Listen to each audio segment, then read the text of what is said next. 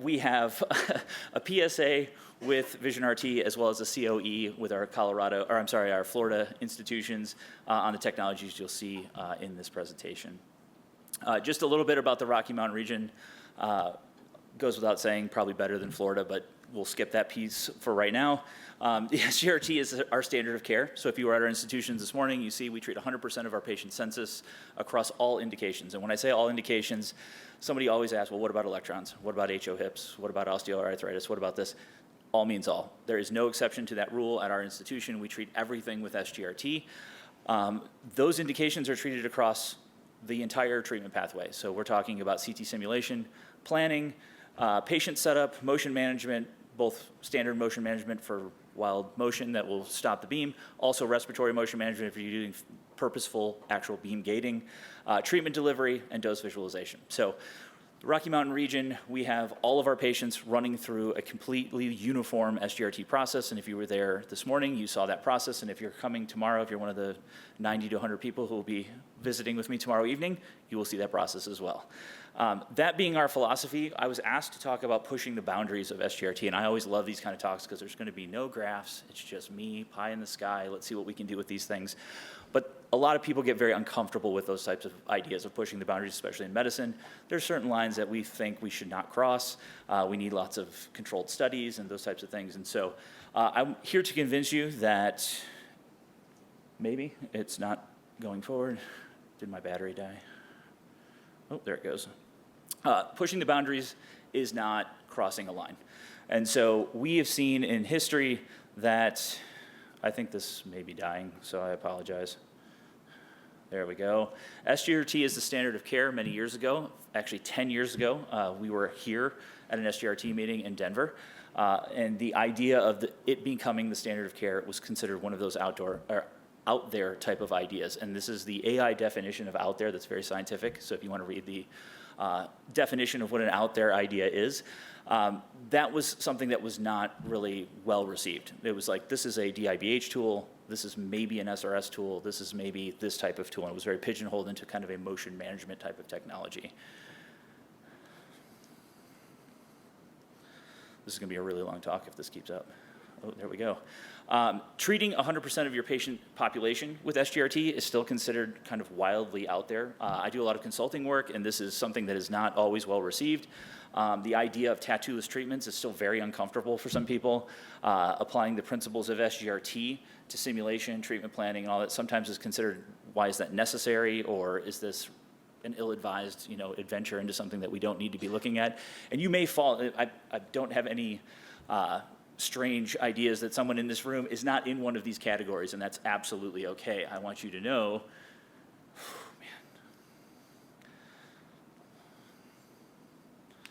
I think it's officially dead at this point. Oh, this is a safe space. The jokes go way better when it's on time. This is a safe space for you guys. I don't want to push anyone into feeling like you have to do something or that there's some proper or improper way of doing this. I don't have a button, so we're going to wait. At least we're ahead of time. Ooh, man, you ruined my joke by clicking that button, man. Next slide, okay.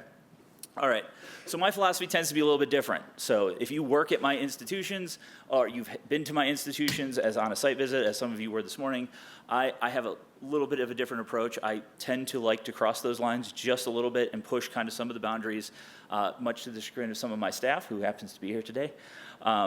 We like to explore some of the possibilities with some of the technologies that are put in there. So today we're going to review a couple of the quick historical cases of things that have been presented, what that looked like then, what might be happening now. We're going to look at some of the present opportunities with the SGRT technologies as they're constituted in this sim, plan, treat, dose paradigm that we're talking about promoting.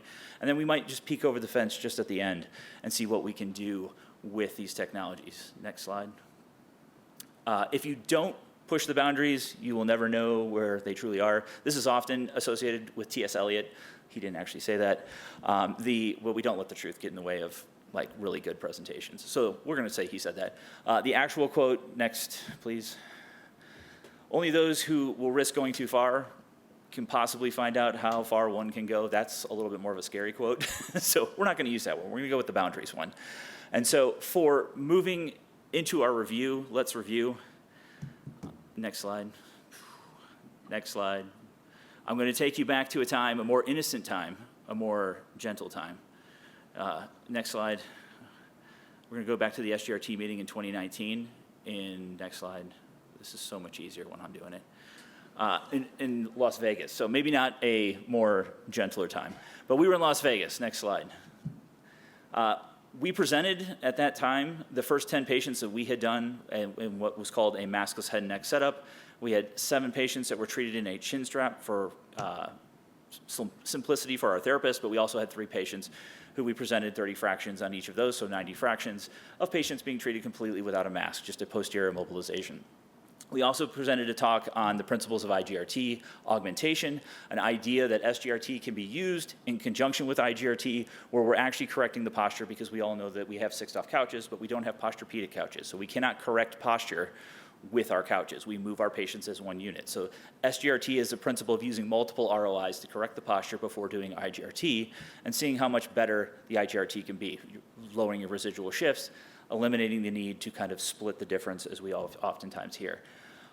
This was presented at the meeting, and like I said, I oftentimes get a lot of fan mail. So after I returned, I got lots of questions about this. Next slide.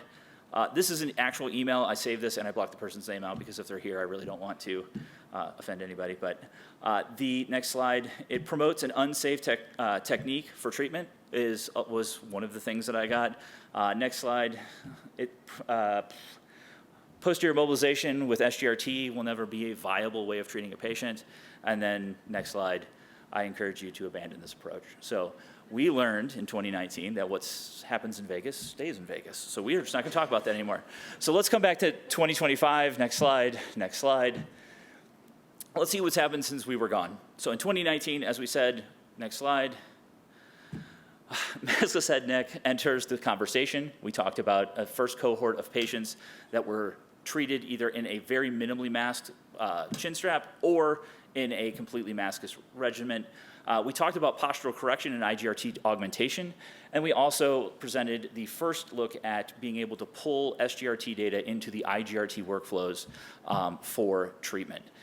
Next slide. 2020 was a great year. This is what I consider one of the best QA tools that have ever entered the radiation oncology realm, and I know that's saying probably something over the top, but postural video has been something that I believe has changed the way we set up patients completely across the board. If this was ever to leave our clinics, I feel we have done a disservice to our patients. And so 2020 was a great year in that we had this postural video, but we took some hits in SGRT in 2020. In 2020, we had done years of work trying to get maskless head and neck off the ground at our institutions, and before you know it, next slide, we were masking everything. So we went from removing the mask to masking everything. And this is the year, obviously, the pandemic hit. Some vendors took advantage of it. Elekta was promoting a portable version of BodyFix. Next slide. Again, the timing just works way better when I'm doing this. But next slide.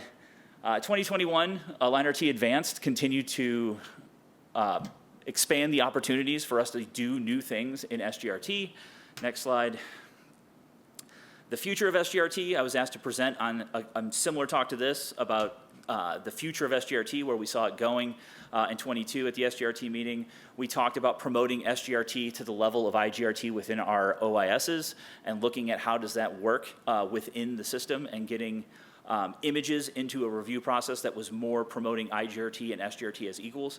And then the new patient ID, the facial recognition system, was released as well, which took away the name, date of birth, what are we doing, manual process of doing that, and entering a kind of forcing function, biometric facial identification, unlocking treatment plans.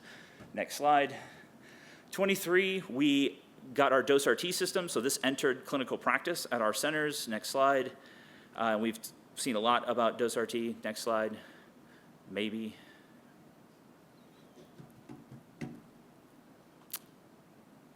Uh, 2024, MapRT entered the realm. We got FDA clearance, or not FDA clearance, we got MapRT into the clinic. We were using this in a non-clinical way, but we were able to use these collision mapping softwares to explore more of the solution space and look at what are our calculation models about collision modeling, if those were maybe far too conservative, or maybe were they good enough, and so we were able to cross-compare these things with MapRT. Next slide. So what does it look like today in 2025? Early in 2025, the OIS module entered our clinic for testing. Next slide. This allows us to take the IGRT or the SGRT imaging and place this into the IGRT workflows for our physicians. This allows you to basically enter this directly into the ARIA timeline. Your physicians can then review these just like they would review any other IGRT image. This means no more are the PDF printouts and then re-import them into ARIA and then have your physician remember to do their documentation on days when you're not doing regular imaging. SGRT is actually a full-fledged IGRT equivalent now. This includes all of the approvals for RVUs and all the things that administrators have to track. This makes that process extremely easy. Next slide. So next slide. The maskless head and neck in 2025, we actually see publications now using the macrometic system and this dorsal shell. This was published earlier this year. Next slide. It was promoted at Estro. If you're interested in seeing the process with the dorsal shell, you can scan that QR code, and there's a video that you can actually watch for that process and see what that looks like. Next slide. Maskless head and neck is being promoted on social media, either by vendors or, as you see on the right there, another study out of, I believe that's Zurich, Switzerland, maybe? I can't remember right off the top of my head. But something looks extremely familiar to me. If you look at that dorsal shell and you think back, have I seen that somewhere else? Next slide. It looks very familiar to something else I've seen. I can't remember when. Maybe it was 2019. I don't remember. But next slide. Oh, that was incredibly unprofessional. I'm going to talk to my wife about when she puts my slides together. So we've got next slide. Sorry about that. I didn't know she was going to do that. So next slide. We also received a beam light system. So we have a Trank-off imaging system. Trank-off imaging has been talked about extensively. This beam light system went in about a month ago. This is a hybrid QA thing that we're trying to develop with our ARC checks, but if you look very closely, you can see our HDMLC leaves shaping the field, individual leaves. What this means from an image quality standpoint, the beam lights are tuning the lighting for the delivery and the imaging of Trank-off in a completely separate way than what you're doing in the room. So you can operate in a normal lit room, but the cameras are seeing a tuned version of the lighting for imaging. This allows us to get extremely nice imaging at this level of quality. I mean, if you see that, I mean, that to me is one of the coolest things I've ever seen. You can start looking at potentially using these images for cross correlations from day to day, fraction to fraction, even control point to control point if you really want to get crazy. So if we're looking at pushing the boundaries, there's machine learning models, there's AI models that can actually use these things and basically flag each approved fraction and then say, okay, fraction 7 is an anomalous fraction compared to all of the other fractions. You can look at things like contralateral breaststroke, which we just heard. You can look at different types of deliveries and say, okay, this position may be off because the projection of that dose on the patient is anomalous compared to the other ones that you've done. Because you're getting such high quality image now, you can do that. So this also entered our clinics just literally a month ago. So I know what everybody's thinking in the room. What could possibly be next? Next slide. I think we may have traveled too far into the future and hoverboards are the next thing we're going to go. I don't know if anyone has seen Back to the Future, but that's one of the greatest movies from my childhood, so I think this is the next thing we need to push for from Norman and the team. Next slide. So let's talk about what the future could look like. We're going to talk about MapRT and the APIs. This is something new. We've heard a lot about MapRT. Next slide, and then I'm just going to have you next slide because this is just going to get ridiculous after a while. You're going to see 2 simulation processes with MapRT. MapRT, in this case on the left, is a simulation workflow. We've heard about the simulation workflow. We can get the patient on the couch. We can take a reference. We can then essentially do a dry run sim, place isocenter. And if you look at the way this is done, they're moving around an axis orientation, 3 axes. On the right is an API application that we've written that has had feature creep. But this is something that we engage our therapist with and say, okay, how can we change this process and make it faster for you? One of the things that they recommend is I'm used to seeing lasers on a patient. I'm not used to seeing this 3-axis thing. It's easier to see where lasers are. And so we've added lasers to the system. The ability to look at multiple collision maps that are cached is another thing because it's a slow process if you have to go in and out and select different types of machines. And so we've actually added the ability to add the different rooms. On the left, you can see they're adding the imaging setup, so you can see the arms that come out. This is a new orientation, which will give you a new collision map. On the right, you can see that the collision maps have already been cached. And so in a second, you'll be able to see that the therapist, after they've done that, they can flip back and forth between the collision maps and compare the imaging collision map based on the treatment collision map. So now you can optimize very quickly, look at your isocenter based on what you're used to seeing with lasers, and move forward with that. On the right, the reason why the cache is nice is because you can see how long some of the collision maps can take if you have a very complicated geometry. So next slide. Other minor tweaks that we can do, we can change the way information is presented for our dosimetrist. So on the left, next slide, you can see a number of additional pieces of information. Next slide and next slide again. You have two different things. You have imaging fields and you have additional imaging fields. So in red, you see what is basically the port films from the plan.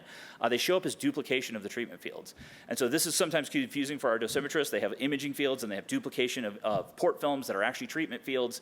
On the right is the application that we've written that basically eliminates those things by properly reading out the DICOM and being able to isolate the things that the dosimetrist is used to looking at. So they can have a profile, and if they don't want to see the port films and those types of things, they can isolate that information and look at that very quickly. Next slide. Next slide again. The other thing is, and this, I should have blown this up, we have the collision map on the left. All the fields are yellow. If you were to look at those things immediately, you could not tell which were imaging fields, which ones are treatment fields. On the right, the imaging fields and the treatment fields are different colors. One is green, one is teal, and you can isolate these things and make them very quickly for the dosimetrist as they're optimizing a plan, not worrying about imaging fields if that imaging field is not something mission critical to the optimization of the plan at the time. So next slide. Next slide. We've already talked about non-coplanar treatments. One of the nice things about MapRT, next slide, it has lots of different features. We've talked about all the features today. This is actually workflow choreography, essentially. We can use MapRT to actually optimize the delivery of the plans because we look at the 3D model and we can move from start to stop on each one of the angles and make sure that that optimization looks appropriate. This allows us to treat SRSs with 5 couch kicks in about 11 minutes at our institution because our dosimetrist is doing all of the optimization for the delivery for the therapist. So they are optimizing not only the plan itself with the non-coplanar beams, they're also optimizing the delivery for them by actually working through to make sure that it makes sense to kick the couch in one direction. If they have to come back the other direction, they can switch those gantries around. So the interface works extremely well for optimizing those things. Next slide. The reason for that, we talk about SRS. One of the nice things about MapRT is the collision risk for SRS, because we have non-coplanar beams, is very high, especially on some types of delivery. Certain vendors have made this easy for us, and I referred to it today during a site visit as SRS for dummies, and I think I insulted some people. Variant HyperArc is great. It makes things very, very easy. The thing is they solve the problem for you by limiting the solution space. They say, we are going to take care of everything. You're going to use our mobilization. You're going to use this type of beam geometry, and then we know you're not going to hurt anybody, which is great if you're just looking to do SRS and get through the SRS. But there's lots of other solutions that are much more refined, especially when you're doing things like single isocenter multi-target treatments. MapRT allows us to explore that entire solution space. Next slide. You would say, well, why do I care? I can look at things like this SIMT plan. It's a single isocenter. I'm treating maybe 4 lesions, not a big deal. This same patient has been a frequent flyer at our institution. This is what their last plan looked like. Next slide. It is 4 grouped SIMT plans, all optimized around previous deliveries, and I think it has 15 or 16 beams. They're all synchronously optimized, so if any one of those plans presents a collision risk at a collision check, that means you're re-optimizing the whole plan. That is not cool and not fun. So we want to be able to quickly look at these plans and make sure that we don't have any type of optimization problems.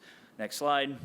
So if you have something like this, currently in the MapRT workflow, you would export each one of these 4 plans. You would go through that workflow that you saw where you select the plan, you select the patient surface, you select the room, you then look at the collision map, you then close out of that, select a new plan, select the same surface, select the same room, look at a new collision map, and you would do that 4 times.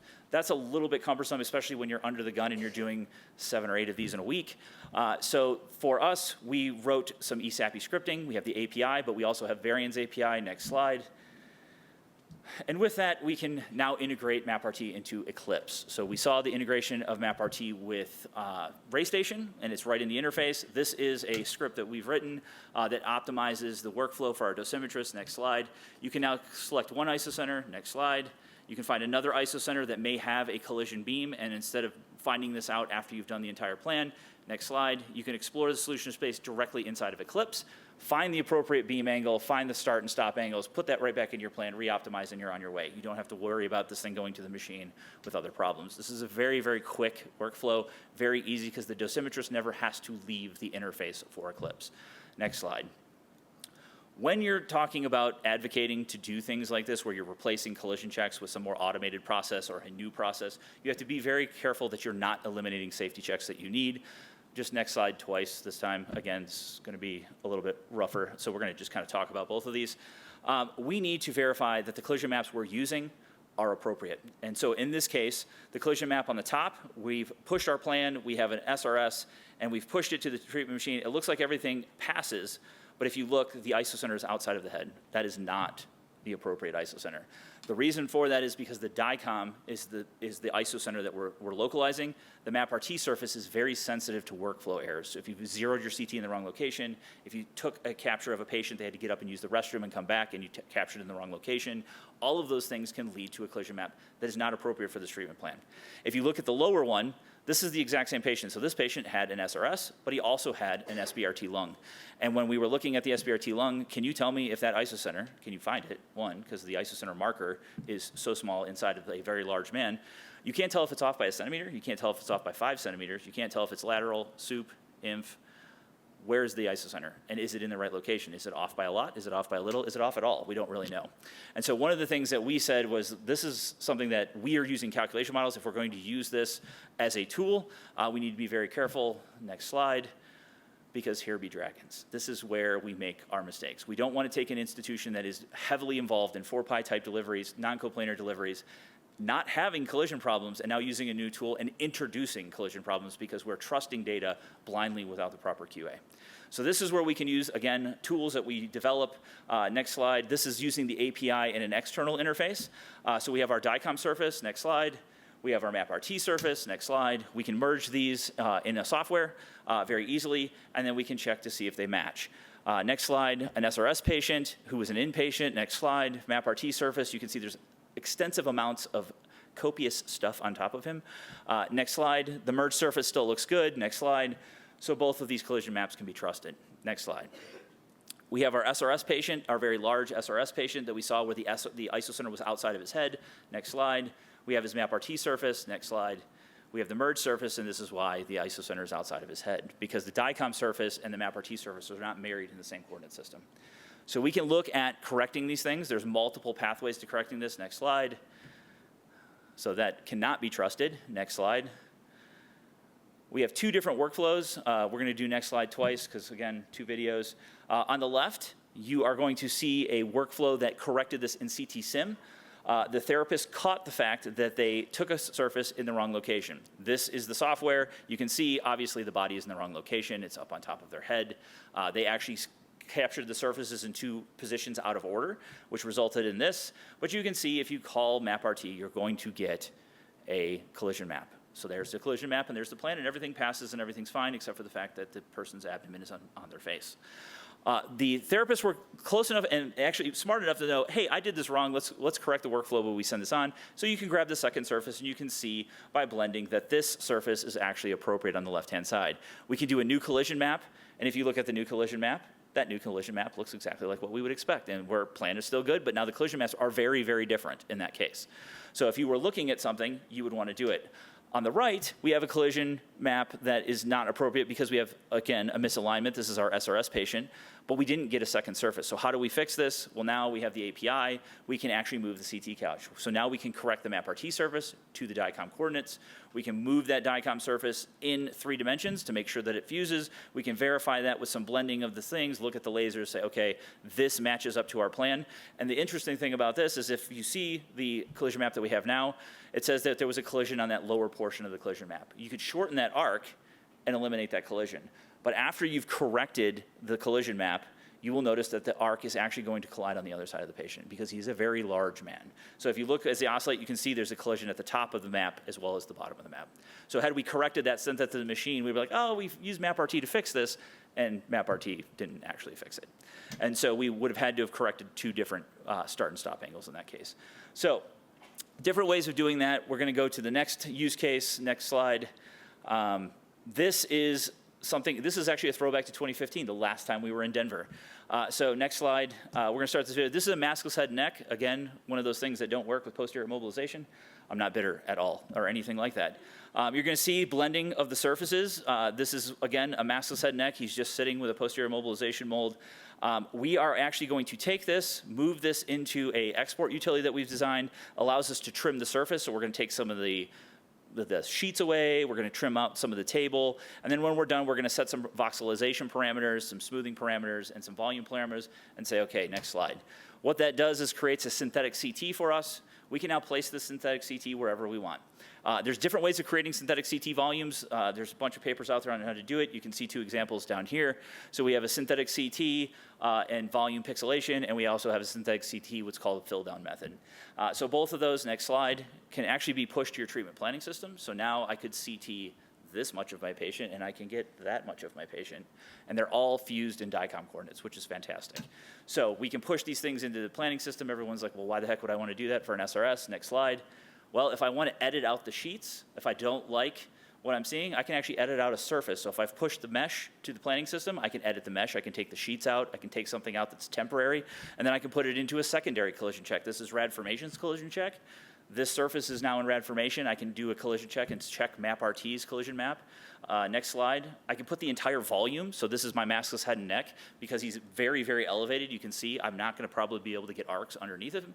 So now I can put that in a collision check and check out MapRT's accuracy as well. I can use this for commissioning. And then next slide, the magic thing that everybody wants to do is we can take that surface and put it right inside of a line RT. So now when I CT my breast to here and the elbows are way up here, I can get the entire thing for postural video. I can take the MapRT surface, convert it into a structure, put it into my planning system, and now I can set up the entire patient eyes to thighs, and I don't have to CT them that far. I can just do the CT that I need. So very, very interesting things that can happen. This was first done in 2015 when we did this with the, at the time, Gates CT surface. If you're old school enough to remember what that is, congratulations, you're old like me. The next slide, please. So what's next? What can we do with all of these cool little things? Is this just toys to have toys, or is this actually something that we can use clinically? Next slide. So let's look at a sim plan treat that we are envisioning actually implementing at our institution. What could a future sim plan treat dose look like? Next slide. Well, we could do a CT sim, but not with a CT. We can do an optical sim now. We can take something like osteoarthritis patients who are getting very low dose radiation. We can take a MapRT surface. Instead of being simulated, asking someone, sorry, I like to walk around, taking someone who has osteoarthritis and asking them to lay prone on a table with their hands above their head or hands above their head this way. You can just simply have them stand next to your CT couch, take a MapRT, walk to the other side of your CT couch, take another MapRT, and then you can export those surfaces, trim it to whatever you like. So in this case, we're trimming this down to the right hand. We're exporting that CT. That CT is then, next slide, that CT is then evaluated, sent to the treatment planning system. We can now put that CT in the planning system. We can do a plan on this hand. It's 50 monitor units. We can actually use wedges to account for the fact that we want uniform dose through a wrist and uniform dose through the tips of the fingers. So we don't just do open fields and get hotspots in the nail beds. We can actually use an EDW. Next slide. We can use that surface and now push it onto a line RT and set this patient up. We can just simply put their hand on the table, line them up with a line RT. Next slide. We can then treat it on the TrueBeam and actually take an image and align that image to that synthetic CT. Next slide. And then, next slide, we can watch that patient get treated. So in the course of this entire SimPlan treat dose, this patient received 0 radiation until they were actually treated, which is really, really cool, in my opinion. It's because these patients are getting low-dose radiation for osteoarthritis. This is not a malignant condition, and this is something that we don't need to be doing additional imaging, because you think about even a simple port phone with 2 monitor units. If I'm delivering 50 monitor units and 2 monitor units every fraction for 6 fractions, I'm delivering a substantial amount of additional dose that's not needed in that case. Next slide. And it doesn't even have to be SimPlan treat dose. We can then actually, after delivery, this is all sitting inside of ARIA like we did this with any other standard CT, took any other standard images. And our physicians check this every single day, get their RVUs, and everybody's happy, and everybody goes home. And the patient didn't get any additional radiation. So that is something that we think is pushing the boundaries of SGRT in the right direction. Not crossing a line, but maybe using the technology in a more efficient way. Next slide. If you want to know where the future of SGRT is, do what everybody else does. The millennials ask AI. I like Perplexity. AI will tell you exactly what the future of SGRT is. This is a table. If you want to see this search, it's actually really good. If you use it on Grok or anywhere else, you get really funky answers. Perplexity's a pretty decent research AI that will read papers and give you citations. So that link is the search of what is the future of SGRT. These are just some of the experts. Next slide. The things in yellow are things that we're actively looking at right now in our centers. And I don't have anything hard and fast to present to anybody right now, but there are some unbelievably cool things that you can do with SGRT in the future. Looking at portability of the technology, looking at expanding it beyond radiation therapy to other disciplines, enhancing the accuracy of adaptive therapy, which we heard about some of that as well. There's so many different things. In-room scene mapping, augmented reality. I mean, we're all buying couches on Amazon now and sticking them in our own living room before they even show up. We can, why not map out our stools and not collide with our stools? Not that the therapist ever collides with a stool in my center, by the way. That never happens. But you could do interesting augmented reality that makes things in delivery safer. So I've taken up way too much time, but I don't have any conclusions. I just think that everybody should think about what these technologies can do, get a little creative, don't get nuts, don't cross that line, but you can definitely do some very interesting things with SGRT.